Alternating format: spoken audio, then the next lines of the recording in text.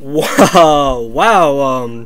This is my 100th Black and White 2 battle, man. How time flies. I still remember the very first Black and White 2 battle I uploaded, which was against my very good friend, somebody that everybody should know, A.I.N, and I'll leave a link to that somewhere in this video or down in the description if you guys do want to go check that out. But also, I think I'm like 30 away from 6,000 at the time of narrating this battle, and I just want to thank everybody. Honestly, y'all are awesome, and here's to 6,000 more in the near future. Unfortunately, I don't have anything too special for y'all. I really wanted to do a PIP, but lighting and webcam problems just prevented that. So hopefully y'all will be fine with this just regular narrated Wi-Fi battle.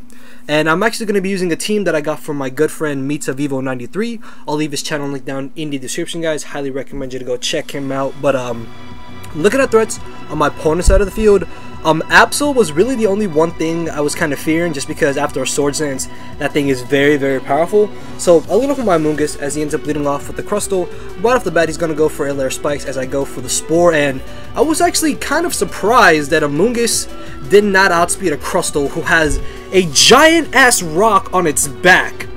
So maybe he's like the Shell Smash offensive set with spikes, and maybe his Golurk has stealth rocks, so I have to watch out for that. As I switch into my Hitmonchan, for some reason I thought that the switch into Golurk was way too obvious, and on hindsight what I should have done was possibly switched into my Clefable or even into my Druddigon to phase this Crustal out, because I'm just gonna say this, I played completely stupid around this Crustal.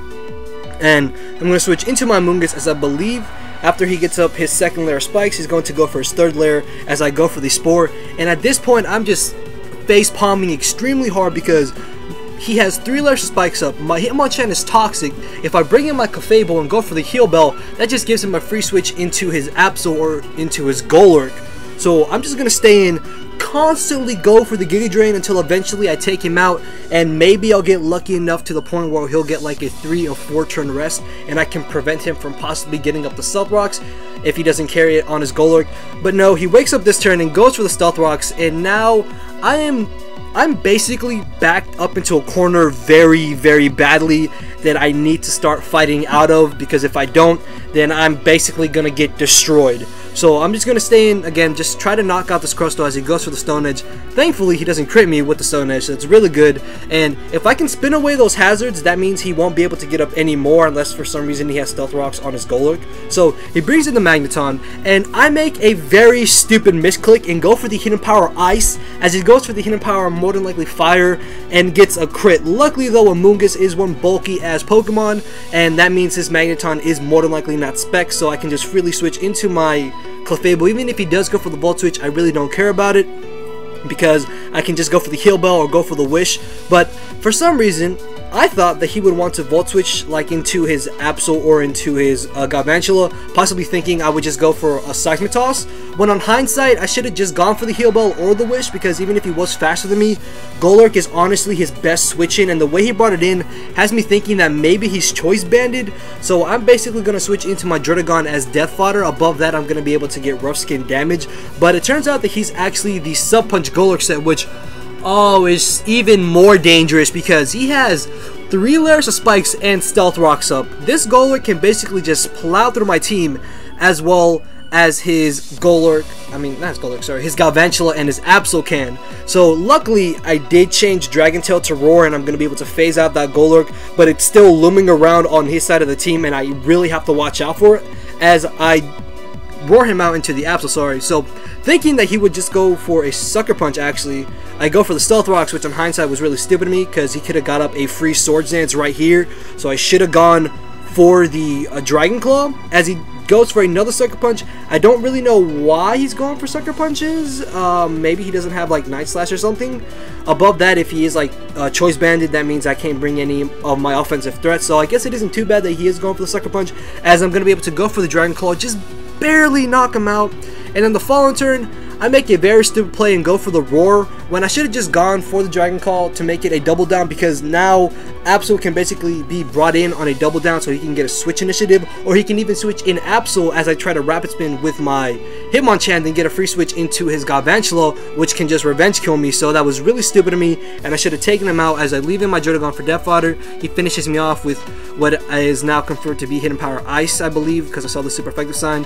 And at this point, I don't really care if he does want to bring in the Munchlax, because honestly, my best play to go for is the Flare Blitz, as I get a very, very useless crit on the Magneton. He is now going to bring in the Munchlax, but this turn I actually get a lucky crit and get the Flare Blitz crit on this Munchlax, just because Munchlax does have thick fat, so it's not essentially the most unbulky thing ever, just because with Eviolite it does have good bulk. Above that, thick fat does cut fire moves damage in half, and I knew he wouldn't go for the Body Slam and more than likely just go for the Whirlwind, expecting me to want to switch out.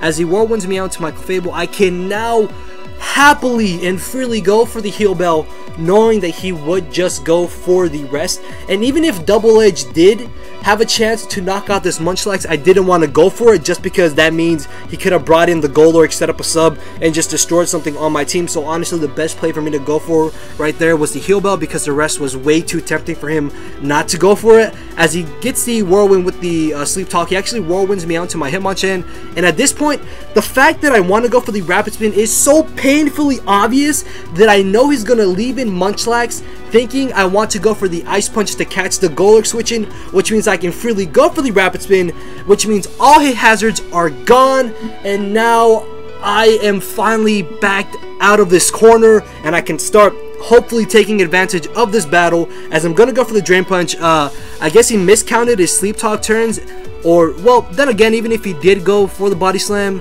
unless he got the Paralysis, it really wouldn't have mattered, and I just take him out with another Drain Punch as he brings in the Galvantula. And Hitmonchan does have a very, very good special defense, even if I'm not invested, but I thought that he would actually take me out with this Thunder, which is why I just basically left in Ryling for Death Fodder. But I live, and I'm going to be able to knock out the Galvantula with the Ice Punch, and at this point, Absol dies off the rocks, and even if Golurk doesn't get taken out by my Ice Punch, I do still have my Emboar, which can just revenge kill him with the Flare Blitz, and that's going to be the victory in my favor. So yeah, Rylan putting in some work on my 100th battle, and he was my first opponent in my first ever Black and White 2 battle, so that's also another reason why I wanted to upload this battle. But yeah, I hope you all did enjoy this, and if you did, you know what to do. Leave a like, leave a comment, subscribe to see more content. Thank you everybody for the support you have shown me. I know I already said this, but I really do mean it. And with that, enjoy the rest of your night, enjoy the rest of your day, and I'll see you guys when I see y'all. Later.